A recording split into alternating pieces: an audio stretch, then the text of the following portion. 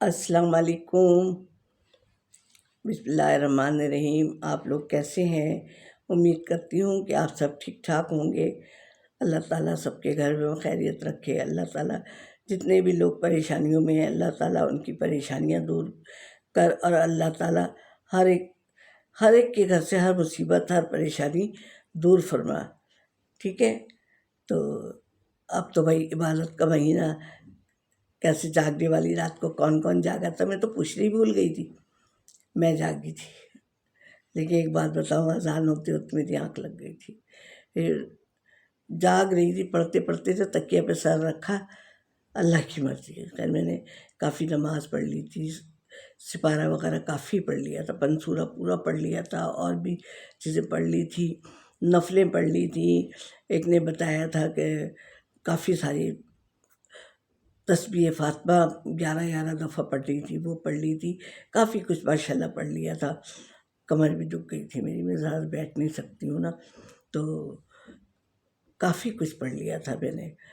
تو میں نے کہا تھا میں جاگوں گی، لیکن میرے خیال میں 5 بجنے میں 10 منٹ تھی جب تک میں جاگ رہی تھی، اور تسبیح پڑھتے پڑھتے نا پتہ نہیں میری آنکھ کب لگ گئی۔ اور میں نے کہا، اور میں نے لائٹ بھی جلائی ہوئی ہے، لیمپ چل رہا تھا میرا، مجھے لائٹ جلا کے نیند نہیں آتی، تو میں نے کہا تھا نہیں میں، لیکن نہ میری آنکھ لگ گئی، بس اللہ کی مرضی۔ میں نے کہا اگر میری آنکھ ذرا سی لگ بھی گئی نا تو لائٹ جلی ہوئی نہیں، میں نے کہا تہجد پڑھوں گی، اور پھر اب میری آنکھ کھلی تو 7:15 ہو رہے تھے، تو افسوس بھی ہوا بہت۔ خیر اللہ کی مرضی، اللہ کی جو مرضی ہوتی ہے نا، اس کے آگے تو کسی کی کوئی مرضی نہیں چلتی، تو اللہ کی مرضی۔ اور اللہ جو بھی عبادت کی خدا ان کریم قبول فرمانا اللہ تعالیٰ۔ میں تو ہر وقت اللہ سے دعا کرتی ہوں۔ ابھی میری ایک بھانجی ہے، میرے ہسبینڈ کی بھانجی ہے، وہ کہہ رہی بھابھی بولتی ہے، بھابھی چلیں عمرے پہ، چلیں۔ اب تو خیر وہ حج پہ جا رہی ہے، بچی کہوں گی، ہم سے چھوٹی ہے تو میں نے کہا دیکھو اب میری اتنی ہمت نہیں، میں نے کہا بہت ماشاءاللہ عمرے کر لیے ہم نے، اللہ کا کرم ہے۔ میں نے کہا مجھے تو 4 دفعہ کی حسرت تھی حج کے بعد، کہ میں نے کہا میرے مالک، میرے رسول نے 4 دفعہ عمرہ کیا تھا، مجھے 4 دفعہ کراتے، لیکن اللہ کا کرنا یہ ہوا کہ مجھے 4 دفعہ چھوڑ کے میں نے 8 دفعہ عمرے کے لیے گئی میں، تو یہ اللہ کی کرم ہے۔ اور میں یہ کہتی ہوں میرا حج اور عمرے جو ہے اللہ تعالیٰ تو قبول بھی فرمانا اور مقبول بھی فرمانا۔ اللہ تعالیٰ، یہ نہ میں مغرور ہو رہی ہوں نہ میں یہ ہو رہی ہوں، یہ اللہ کا کرم تھا، کہ اللہ کا میری جب والدہ جا رہی تھی نا حج پہ، تو میں اس وقت سوچی تھی پتہ نہیں ہمارے نصیب میں ہے کہ نہیں ہے، میں نے کہا پتہ نہیں ہمارے نصیب میں حج ہم کر بھی سکیں گے کہ نہیں۔ اس وقت اتنے تھوڑے حالات بھی اتنے نہیں تھے کہ مطلب، پہلے تو یہ تھا کہ ساس سسر کو کرائیں گے حج، اس وقت ذہن میں جو تھا، تو اور ظاہر ہے ہم بھی لاوالی تھے، ظاہر ہے کہ پتہ نہیں ہم، مطلب دل میں خیال آیا تو پتہ نہیں ہم کر سکیں گے حج کے نہیں کر سکیں گے۔ تو جب میرے امی ابو نے کیا تھا تو اس وقت جب امی کو ایئرپورٹ چھوڑنے گئے تھے نا، تو ہم نے کہا پتہ نہیں ہم حج کر سکیں گے کہ نہیں کر سکیں گے۔ پھر جب میری بڑی بہن کر کے آئی نا، تو انہوں نے یہ کہا دیکھو بھائی جوانی میں کر لینا۔ میں نے کہا اللہ میرے تو ابھی بچے چھوٹے ہیں، تو میں کیسے، پھر میری ایک ممانی ہے وہ کہہ لیں گے یار میں بچے سے، میں نے کہا اللہ یہ پہلا فرض تو یہ ہے کہ بچوں کی شادی بیاہ کر لو۔ پھر میں نے حج 8 میں کیا تھا اپنی بچی کی شادی کے بعد۔ تو بہرحال دیکھو جب اللہ کو منظور ہوتا ہے، اور کہاں تو ہم ایک لوگ کہتے تو عمرہ کرو، میں نے کہا نہیں میں عمرہ پہلے نہیں کروں گا بھائی، جب حج پہ جاتے ہیں تو عمرہ تو پہلے ہی کرنا ہوتا ہے۔ تو لوگ مجھے کہتے تھے آپ عمرے پہ ہو رہے، میں نے کہا نہیں میں عمرے پہ نہیں جاؤں گی، میں حج کرنے جاؤں گی۔ تو بہرحال اللہ کا احسان ہے، اللہ کی میں شکر گزار ہوں کہ اللہ نے مجھے 4 کی بڑی حسرت تھی کہ اللہ مجھے یہ بولا ہے، تو دل میں کہتی تھی، اپنے ہسبینڈ سے کہتی تھی، اللہ مجھے 4 عمرے کرنے ہیں، مجھے 4 عمرے کرنے ہیں۔ تو پھر بعض دفعہ تو یہ ہوا نا، تو کہنا نہیں چاہیے، پھر ماشاء اللہ ہم حج کے بعد ہر سال جانے لگے تھے، تو لوگوں نے پھر تو ایک دفعہ پابندی لگ گئی تھی کہ 2 سال تک نہیں جائیں گے۔ تو جب جانے لگے تھے تو لوگ کہنے لگے، ارے آپ پھر جا رہی ہیں؟ پھر میں نے نا بتانا ہی چھوڑ دیا تھا۔ جب آتے تھے، جب سوغات ہم دیتے تھے لوگوں کے گھر میں، تو لوگ کہتے، ارے آپ آ گئی؟ تو ہم نے کہنا چھوڑ دیا تھا، 3-4 عمروں کے بعد ہم نے بتانا ہی چھوڑ دیا تھا کہ لوگ ایک دم کہتے تھے کہ ہیں۔ تو بس یہ ہوتا تھا کہ بتا کے جاتے بھی نہیں تھے ہمارے، حالانکہ بس جن کو پتہ ہوتا تھا، جیسے میرے میکے والوں کو پتہ ہوتا تھا، سمدھیانے کو پتہ ہوتا تھا، تو بیٹی تو خیر میری دبئی میں ہوتی تھی اس وقت۔ بہرحال تو اللہ بہت بڑا ہے کہ وہ جو حسرت تھی نا، وہ اللہ نے ایسی پوری کی۔ اور مجھے باخدا جب میں مدینے میں ہماری فلائٹ اتری تو مجھے لگ نہیں رہا تھا میں پہلی دفعہ آئی ہوں، جب حج کی بات کر رہی ہوں۔ پہلے ہماری فلائٹ مدینے کی تھی، 8 دن ہم مدینے میں، لیکن مجھے بالکل نہیں لگ رہا تھا کہ میں پہلی دفعہ آئی ہوں، تو لگ رہا تھا میں تو یہیں کی رہنے والی ہوں۔ تو کسی دن وہاں کی باتیں میں بتاؤں گی، اپنا سفر نامہ آپ لوگوں کو بتاؤں گی عید کے بعد، کہ کیسے کیسے ہم گئے اور کیسے کیسے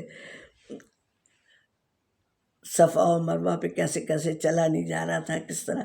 میں ایک دن آپ لوگوں سے شیئر کروں گی، اپنی سمجھے سفر نامہ بتاؤں گی آپ کو، کیونکہ مجھ سے چلا نہیں جاتا تھا بہت سال پہلے جب میں نے اپنی جاب چھوڑی تھی۔ اچھا تو کہہ لیں آج میں کیا بتا رہی تھی آپ کو؟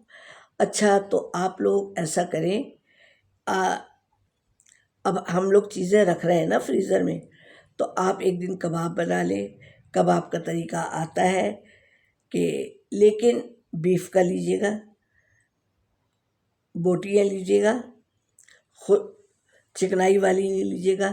اگر آدھا kg آپ کے پاس گوشت ہے بغیر ہڈی کا، تو بہت سے بہت آپ 1.5 پاؤ چنے کی دال ڈالیں، اس کو بھگا لیں، کوکر میں کر لیں، اور اس میں کیا کیا ڈالیں گے آپ؟ لال مرچ گول والی، کالی مرچ، اور 1 گٹی پیاز، لہسن کے 8-10 جوے، زیرہ، دھنیا وغیرہ میں نہیں ڈالتی ہوں، ٹھیک ہے۔ اب یہ آپ نے بوائلنگ پہ چڑھا دی، گل گیا، حتیٰ کہ مرچیں تک بھی گل جائیں گی، پھر آپ اس کو اس میں پیس لیجیے۔ جب سب پس جائے تو اسی میں نا آپ 1 پیاز لیں، ہرا دھنیا، ہری مرچ، پودینہ، وہ بھی اسی میں پیس لیں۔ کس میں؟ مکسی کے جار میں، جو بڑا وہ ہوتی ہے نا، کون سی، چاپر میں آپ نے اس میں مسالہ پیسا، پھر اسی میں دھنیا ونیا دھو دھا کے رکھیں، پیاز 2 ٹکڑے کر لیں، اسی میں ڈالیں، کڑنگ کڑنگ کر کے پس جائے گا، پیاز بھی، دھنیا بھی، ہری مرچیں بھی، اور نکالیں اور اس میں ملا دیں۔ اور اگر 1 کلو گوشت ہے تو آدھا کلو سے تھوڑی سی اور چنے کی دال ڈال دیں۔ دیکھیں جتنے کم چنے کی دال ڈالیں گے نا آپ کے کباب اتنے مزے کی بنیں گے۔ تو اور 2 انڈے پھر اس میں ملا دیں، اور ملا کے اور ٹرے کو بچھا لیں، آپ ٹرے رکھیں، اسٹیل کی رکھیں، پلاسٹک کی نہیں۔ اب اس میں آپ نے کباب بچھائے، پھر اگر آپ کے پاس کباب زیادہ ہو رہے ہیں تو پلاسٹک کاٹ کے کوئی بھی تھیلی لے لیجیے، اس کے اوپر پھر کباب لگائیں۔ اگر اور ہے، بہت سارے بنا رہے ہیں، کیونکہ میں تو 2-2 کلو 2.5 کلو کے بنا کے رکھتی تھی، تو ابھی تک بھی میں اسلام آباد بچی کو بھیجتی ہوں، کیونکہ وہ بائی ایئر ہی آتی ہے، میں بھی جاتی ہوں تو بائی ایئر ہی جاتی ہوں۔ تو ہم کیا کرتے ہیں، کیونکہ وہ 2-2.5 گھنٹے میں بھی، ابھی تو بیچ میں جب آئی تھی بچی تو اتنی فلائٹ وہ ہو رہی تھی، فوک تھی نا اسلام آباد میں، تو میں نے کیا کیا تھا، ہلکے ہلکے سیک دیے تھے، جیسے فروزن پراٹھے ہوتے ہیں نا، تو ہلکے ہلکے سیک دیے، تو پھر ان کو ڈبے میں کر کے ایک بات رکھی، پھر پلاسٹک رکھا، پھر اور ہلکے ہلکے سیک دیے تھے۔ اس طرح 2-3-4 دفعہ بھیج چکی ہوں، آرام سے چلے جاتے ہیں۔ اور میں بھی ایسے لے کے، اور قورمہ وغیرہ تو ویسے ہی فریزر میں جما دیتے ہیں تو اسی برتن میں چلا جاتا ہے اور لگیج میں رکھ دیتے ہیں۔ تو طریقے بھی بتا رہی ہوں میں آپ کو، اور یہ میرے طریقے اپنے ایجاد کیے ہوئے، میں نے کسی بک میں سے نہیں دیکھا ہے۔ تو پھر اس طرح آپ نے کر دیا اور فریزر میں آپ نے رکھ دیا۔ جتنے بھی آپ کے ہیں، اگر 1 لیئر ہے تو 1، 2 لیئر ہے تو 2، اگر تیسری لیئر ہے تو اس پہ پلاسٹک بچھا دیں، اس کے اوپر کباب رکھ دیں اور رکھ دیں۔ اور پھر جب دیکھیں آپ کڑک ہو گئے کباب تو اس کو کسی ڈبے میں، کسی تھیلی میں کر کے باندھ کے رکھ دیں۔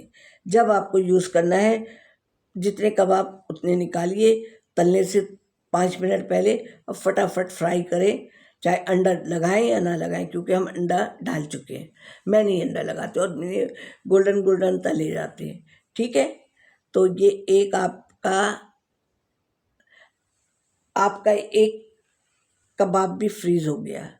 انشاءاللہ اب آئندہ آپ کو گوشت، قیمہ، کوفتے یہ سب بتاؤں گی، اور اگر کہیں کوئی غلطی ہوئی ہو تو وہ معاف بھی کریں گے آپ لوگ، اور سبسکرائب بھی کروائیں گے، لائک بھی کرائیں گے۔ تو اللہ حافظ۔